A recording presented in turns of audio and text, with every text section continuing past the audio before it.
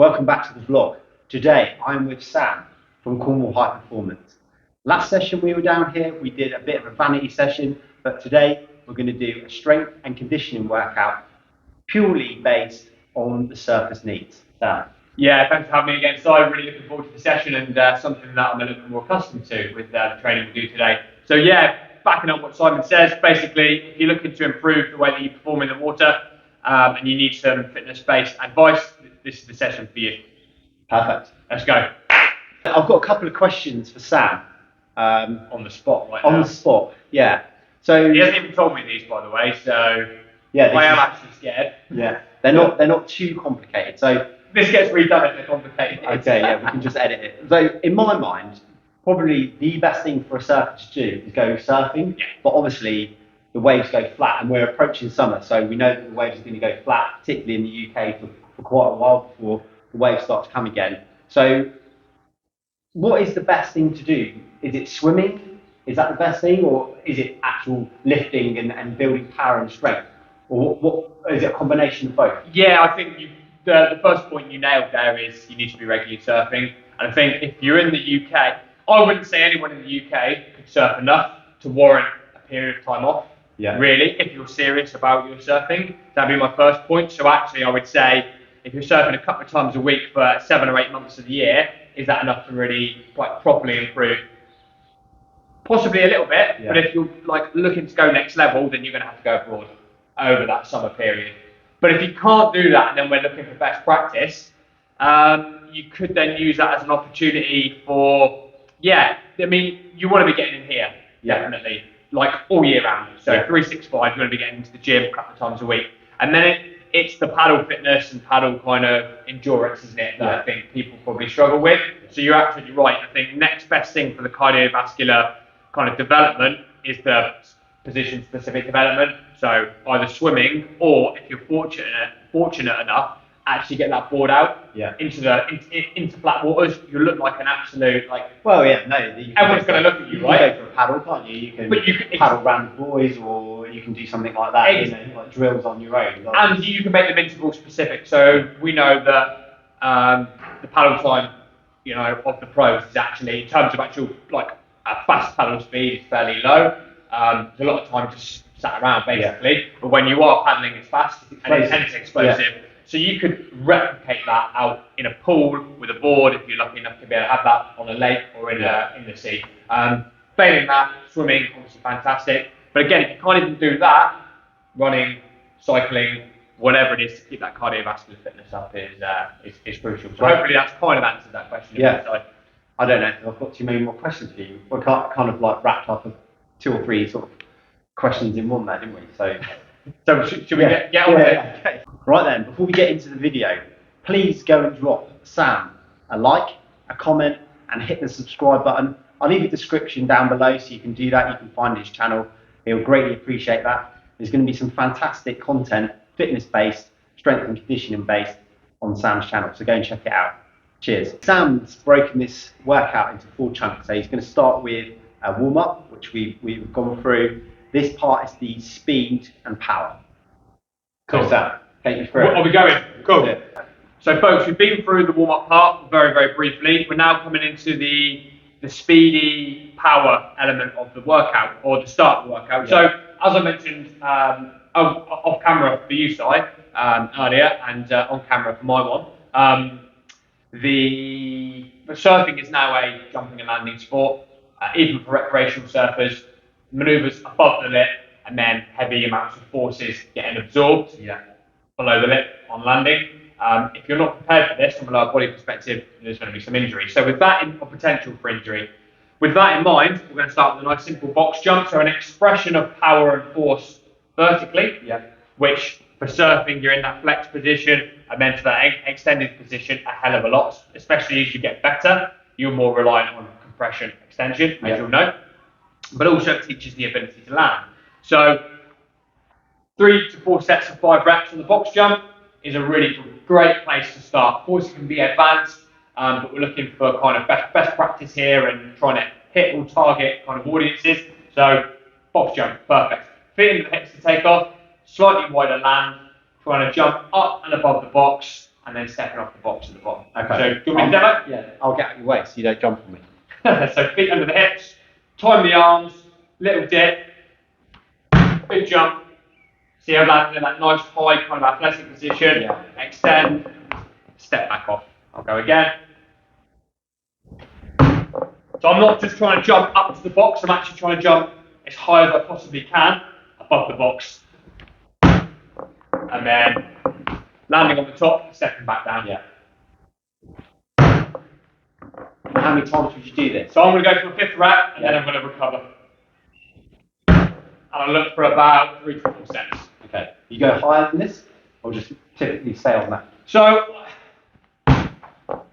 Was that okay? fine, yeah, step it off.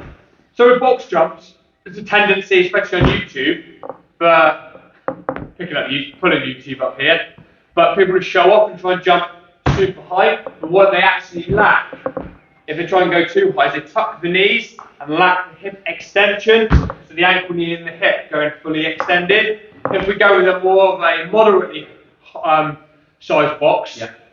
where the aim is full extension and above, we often get a cleaner jump. I think there's merit for both versions in training, but what we're looking at, we want to go with something which is challenging, but isn't pushing our jumping and landing mechanics. Right. Any correction? No, it looks really good. Yeah, really happy with that. And as you get more competent and confident, you can. As long as technique stays like it has there for size, you can put that box height up. Cool. Despite what Sam said, I've made him go higher on the box jump. You going inside? Yeah. So Slightly wider land on the feet, I would say. yeah, slightly wider. Yeah, and I say if your jumping and landing is good on those lower heights, Yeah. and you've got the positions we're looking for, Yeah. then yeah, you do want to test your athleticism by going higher. So it's about finding the appropriate height for you.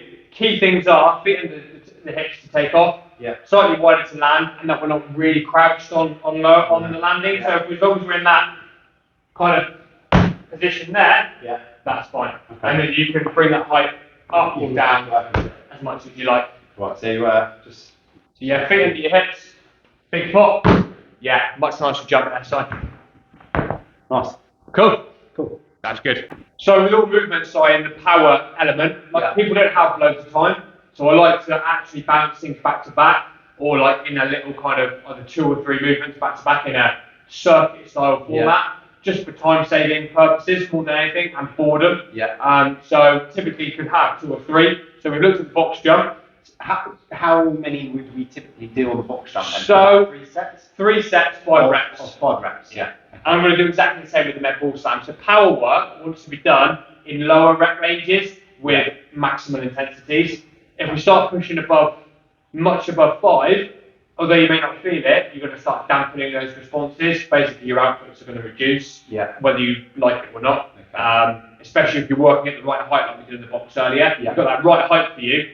5 reps is ample, and we're getting that high fast output. Perfect. So another lovely movement, at least for a staple in the middle, sort of the middle program, but for the majority of people is a medicine ball. Really easy to get hold of from a technical aspect, and it's force expression again, so ability to produce force fast, and we're still working through that flexion extension pattern. I talked about earlier for surfing, where we go from that compressed to extended. So we're going to start with my feet under the hips. I'm going to get the med ball in hand. The key with the med ball, folks, is I'd always say this is one movement which doesn't need to be like strength work. We'll try and get stronger. With the medicine ball, we don't want the ball to be too heavy. Speed and power is the key performing factor here. So it's not about if you're moving it fast, going to get a heavier and heavier and heavier one.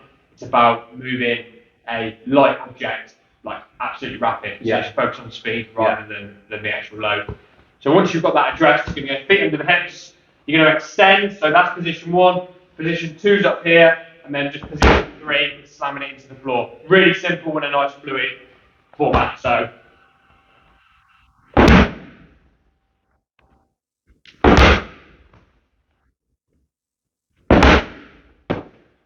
Okay, 2 more.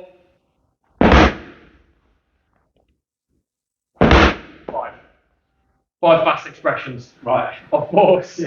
Very good. So, I don't think I've ever done these before. Cool, so let's have a look. So that position 1, Yeah. extend up, joint that, brilliant, that's it, and then slam it down as hard as you can. yeah.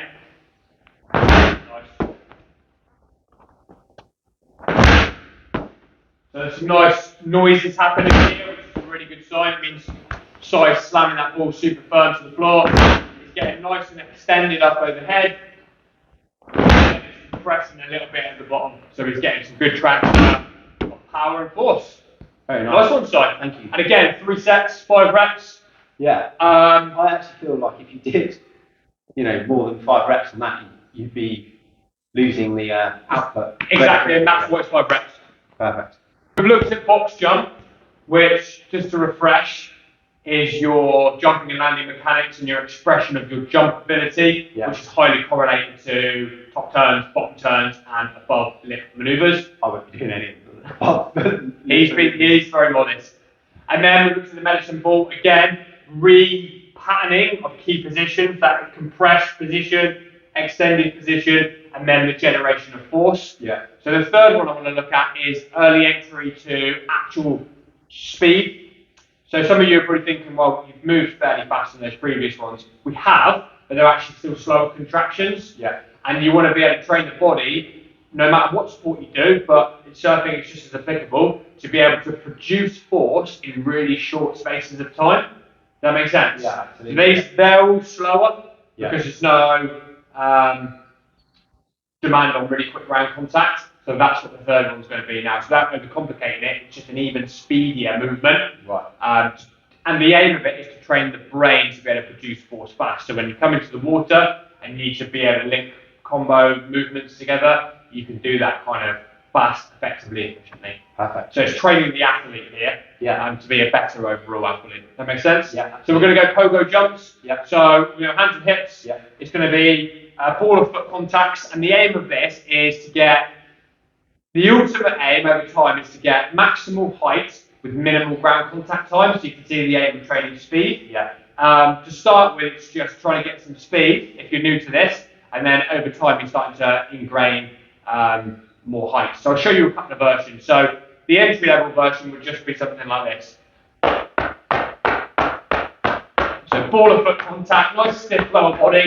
All I'm trying to do, 20 little reps, something like that. It's just be nice and quick off the floor. Yeah. You want to give it a go, Simon? Have a little look. Yeah. So hands on hips. I feel like I'm on the front of my feet. So that's where we want to be contacting. Ball of foot. Ball of foot, right.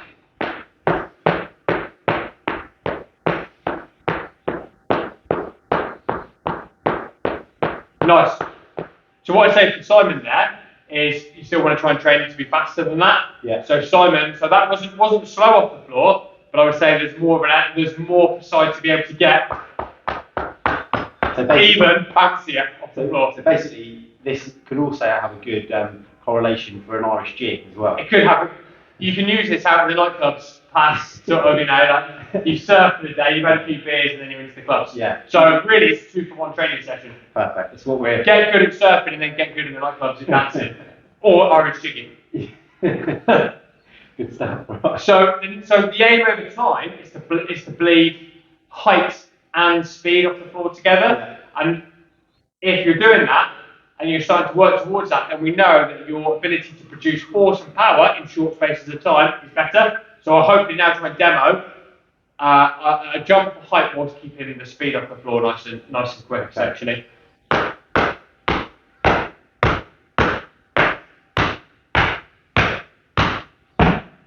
So the aim for more output, out of breath, while still maintaining speed off the floor. Really demanding exercise. Okay.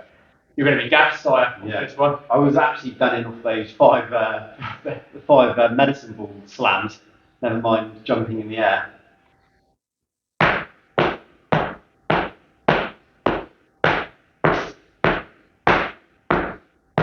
Nice. Awesome. Gassy. Yeah. Cool. So that's the pogo jump, and that's our kind of 3 kind of power movements, speedy movements that we can work towards at the start of our session. And you do about 20 reps on that one? Yeah, I'll do about anywhere between 10 and 20. If you're looking for Speedier contact, stick for 20. If you've built a little bit of competency up, drop it maybe 10 to 15 for your speedy but higher jumps. And we run this round 3 times. 3 times. So you can have about a minute break or longer than that in between the. So what I would do is I go your box jump for 5, re-gather yourself, slams for 5, re-gather yourself, pogo jumps for 20. Minute and a half's recovery, again allowing optimal time to regenerate, so you can produce the same amount of forces and speeds that you did first time round.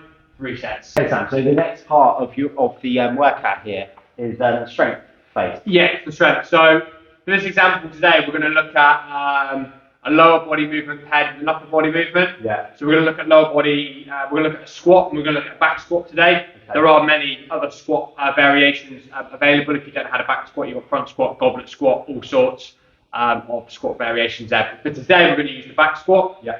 We're both happy and confident with that movement. And we're going to pair that with a pull-up. Yeah. So an upper body movement. So S&C will generally integrate. Again, I'm not speaking in absolutes here, but generally integrate upper and lower body into the sessions together. The reason for that is the body works massively integrated in all sports and things anyway, so it's never split off between lower and upper body. So just making it a little bit more kind of athletic, shall we say. How many reps are we looking at to complete on the squat, and then how many on the pull-up? So if we're going strength orientated, we're going to go 5 reps. Yeah. And we're going to do the 5 on both. Okay. So the squat's going to really build that lower body strength that underpins the ability to be able to flex and extend and handle the forces for any above the lip maneuvers if you're lucky enough to be doing that. Yeah. But if you're not, it doesn't matter. You still have to have. This is the thing. If you're not there, you're still going to have awesome lower body strength levels to be able to get from the pop up to your feet. And then most people, especially if they surf for a couple of years, are then starting to top turn and bottom turn, right? Yeah. Where do you think that's generated from? The lower body. So it's completely and utterly specific to you, no matter what your level here. Yeah. Get strong under the squat and your surfing will improve. Yeah. Perfect. What I haven't told you, or I definitely haven't told you guys, is I did a massive leg session yesterday. So I'm not, even though we've only got 40 kilos on the bar, and this is more of a demonstration. Yeah. I'm still not looking forward to getting under this bar, but. So I'm going to jump under. I'll jump under first, and we're going to square ourselves under the middle of the bar. I'm going to just get kind of a shoulder width grip there. Onto the top of the traps. Bring the feet to a shoulder width position. Natural gait on the feet, nice and tall. Pull that bar down and back, and then under control, squat to the bottom. Nice powerful drive back up for 5.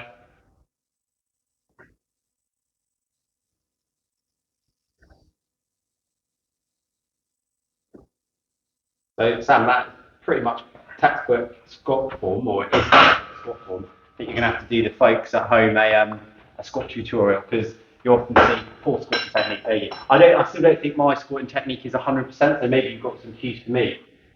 Thanks for teeing up the next video slide. There will be squat variations and how-tos coming up very soon. So I'd probably slightly lean over to start with. I think that's automatically what I do. I sort of bring my hips back. I don't know. No, I don't mind that at all. Again, like back squat attacks quite a lot of the back chain. So to have some of that slightly forward is kind of is no problem basically. Okay. Yeah, slight forward lean forward with the back squat is actually fine. You don't have to be super vertical. What you don't want to be is completely and utterly hinged over. But what Simon's got going on there is bang on. So he's basically getting kind of glutes, hamstrings, lower back. They're all kind of working. As well as quads, obviously. Nice side. Yeah. I think it's just worth noting as well that no matter how heavy the bar, the aim is always a really controlled downward face to build that eccentric strength, and then the intent on the way up, regardless that it's, let's say you got 100 kilos on here, it's not moving fast. Yeah. You still want to move. The intent for the brain is to get as quick as you possibly can. It links in with the earlier work, other than the fact that it's just heavier. Yeah. And then would you go automatically from those 5 squats straight up and do your pull-ups? Again, I would take just a bit of time to get my breath back. Get myself set up, and then I would jump into that super set. Okay.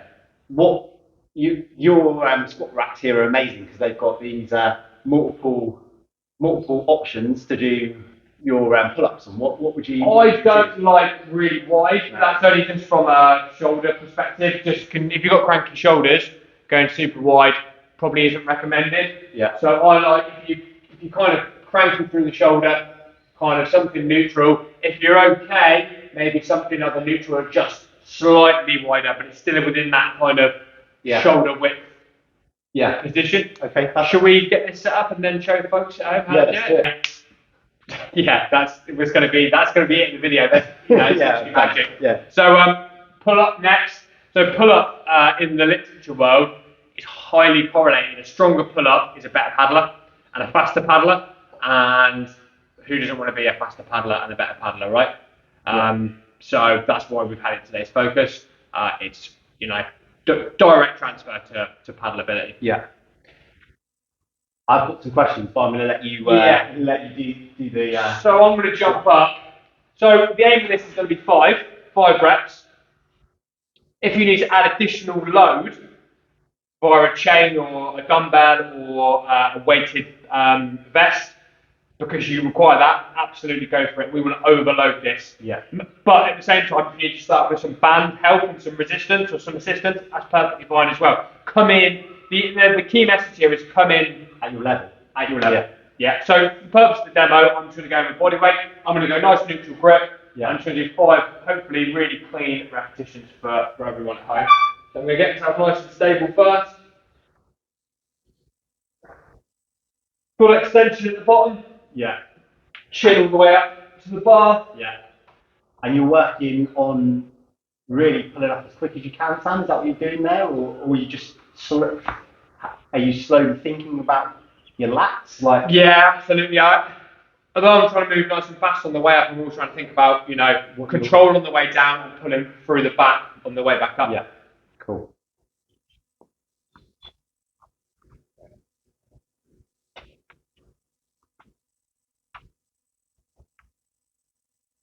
So I would say perfect example for Simon. Simon probably needs some additional load in there to challenge him for 5 repetitions. Exactly the same for me. But as we just talked about, it's about coming in where you are on an individual level. Very good. Nice side. Yeah, thank you. Happy with that? Yeah. Keep the politeness in. Yeah, so we're going to move into the final block of the session. Okay. And although we said accessory and extras, we're still actually continuing with some strength work right now. We deliberated long and hard about where to go for the strength work, and I think, again, it's kind of coming in with where you're at. I think a good start point for people as a point of reference is probably the press up. Yeah. Because they correlate it to the pop up. And you can make press ups very hard, can't you? Well, we're going to do that today. Yeah. So you're going to need an advancement. So we're going to show on camera the advancement. Okay.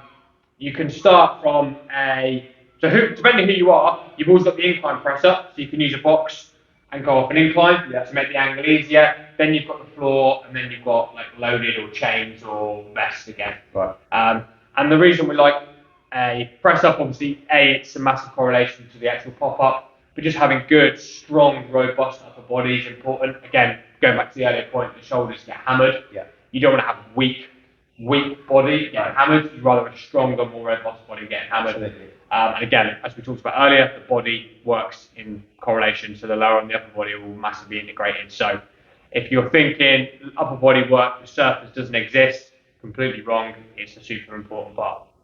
Good stuff. Right, so press up. Yeah. Do you want to jump down slightly? Yeah, sure. So press up position.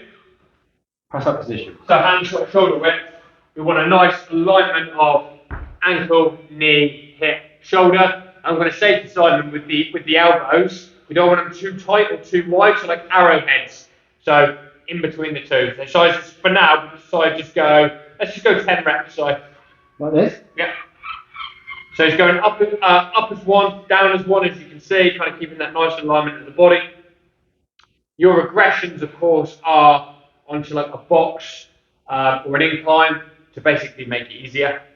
And then I'm going to show your progressions now. So I've had side work in rep ranges of up to 10. That's absolutely fine. That's still strength work. I'm going to now load side up again, coming up next with a little 10 kilo Take this off so I'm not breathing down. That might be, I'm going to take the microphone off so you don't listen to me breathe. Still pick it up. Yeah. Yeah, and so this is sort of a progression here to challenge him a little bit more and take him to where he needs to be. We're going to go with a little loaded press up. So I'm just going to support 10 kg, and I'm sure he'll smash this for 10.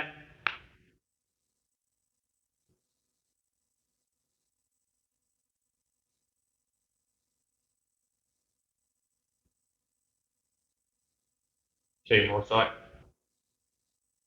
10, cool. So as you can see, that got size somewhere closer to where he needed to be for that rep range. Yeah.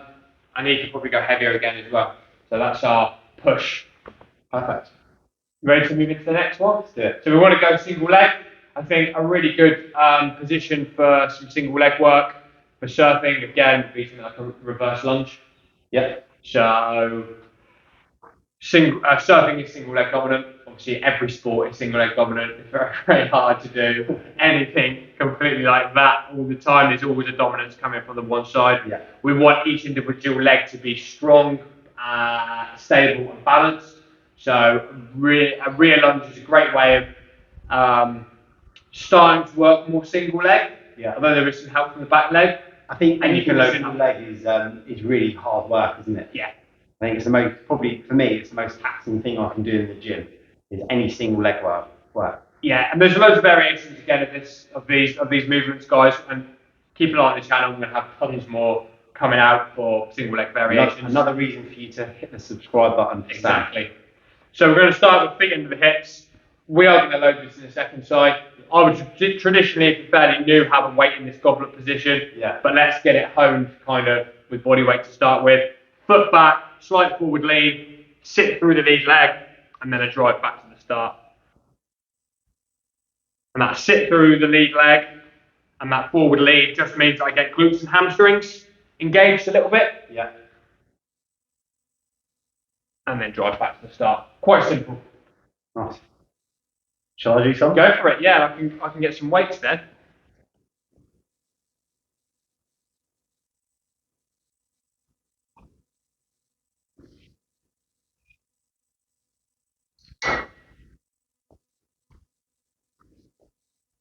So any corrections here, Sam, from what I'm doing? No, form looks good. So front foot nice and flat. He's not stepping back too far. Nice forward lean in the torso. You can see like glute and hamstrings kind of doing some work as he pushes back through it. I would say now side needs to load that up. So I've got side, a couple of 15s ready to challenge him a little bit more. You happy with that side? Yeah, disgusting. After legs yesterday. Yeah. But if you're probably watching this thinking, this is just a normal strength-based training session, Yeah. It basically is. Yeah. You know, we're taking some of the key principles of surfing, we're breaking them down, and we're seeing that, you know, it's not this special sport that requires any different attention. It's still training lower body, upper body, power, speed, all these key things that all sports involve. So, kind of a bit of learning hopefully going on here for people that are watching, that general training done this way will have a massive impact on training for your sport or sports. With this exercise in general then, Sam, like now we've loaded up, how many reps are we talking? Yeah, 5 maximum each side. Right, okay. Because of that cardiovascular effect, because you're doing both sides, I like to keep the rep range low. As you'll see now with Sai after he's done 5 each side. You notice how I didn't do the lift, I passed it on to Sai. Quite strategic. And this tempo is really critical, so nice and controlled. That little pause at the bottom, and then that focus on using that lead leg to drive back up. Yes, you'll still get some help from that rear leg. That's absolutely fine.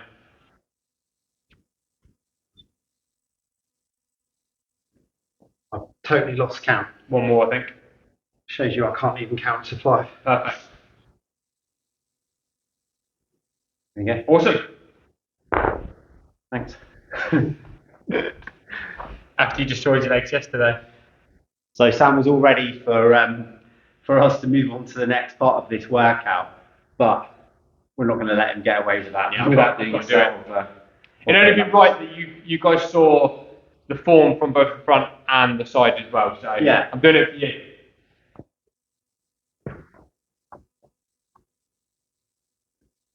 I'm sure they're going to get a bit of a expert's form and technique procedure from you, Sam. Well, it's like yourself, so I'm just trying to keep it nice and controlled. Getting that drive from that lead leg, not rushing the movement, feeling it through. Yeah, I think from one of the reps when we did it with the body weight, I felt myself coming forward on my ball of my foot. So I think if you feel yourself doing that at any time, it's pretty key just to reset, isn't it? And then just concentrate on making sure that your weight is equal on your foot. Exactly, you also have a rep or two that potentially. Yeah, you might feel yourself twisting. I lost balance and one, I just recorrected there and got myself back in again. Cool. So what's the next part of this workout? So this would be the accessory element to it. So we've gone in our final little movement block. We're going to do a tricep essentially. So we've done our press up, our rear lunge, and our third movement again for time purposes is going to be our little extra. We've chosen a little anterior core exercise today. Right. Could be numerous things, like I said earlier. It could be an attack on other key areas or weaknesses. Yeah. I think a core exercise is completely and utterly justified. So I've chosen a banded dead bow. Really nice movement. You can really feel it into the core. Yeah. That's all. The only explanation it needs. So you can just attach a band to a fixed rig, and you can want to put a decent bit of tension on this. So I think just from feels there, right here, I'm going to pull that band over the head. Already I'm getting loads of tension into here, which is awesome. And then there's two versions. So there's the straight leg version, which is still with this band extremely challenging. And I would look for 6 each side. Nice controlled downward phase. Pause at the bottom. Nice drive back.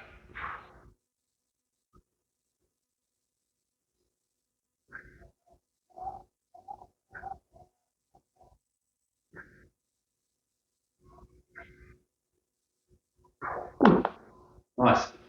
And again, Sam, you would do three sets on this? Yeah, three sets, depending on time. Yeah. 3, maybe 4 if you've got a little bit more time. But I think three on the power. Yeah. 4 potentially on the strength. Okay. That mid-strength block, should I say? And then 3 for these remaining ones. You will be cooked. Yeah. And you get it right. We were talking a little bit off camera, but you reckon about an hour and 10 hour and 10. Yeah, and it's not about, people kind of judge the quality of their session on the sweat that they have at the end of the session. It's not about that. It's about working those key movements under control and the stuff that we talked about. But hour and 10 minutes is absolutely fine. But yeah, you will get a nice effect at the end of the session as well, in terms of how you felt. Is that about right, Sam? Yeah, that's good. Yeah, just keep that tension nice and over the chest and the side of it. You're getting it straight into there as a result. Yeah. Ways to advance this, like I said earlier, you can move further out to get more tension on the band. And if you're really kind of strong through the core, you can extend both legs instead of the one leg. You can see Sai's done the advancement for us now. And if you keep that control, you're going to be getting it all into there. That's so good. I've never done these before either. Cool. Yeah, it's nice form. I like that. Awesome. That's a really good one. If you've never done that before, give it a go. Yeah, get it in your plan. Yeah. So Sam, yes, I've got another question for you. Yeah. Typically, how long would you do a workout like this for? So I don't know. Would you come in sort of 3 days a week and smash this out to supplement your surfing? I think 2 to 3. Yeah.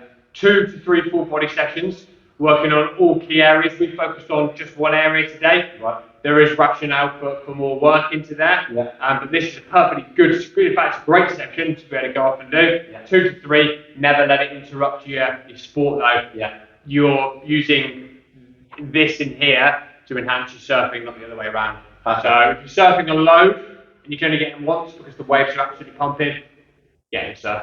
Yeah. And what a great way to round up this video, I reckon. Or have you got more stuff? No, I think we're done.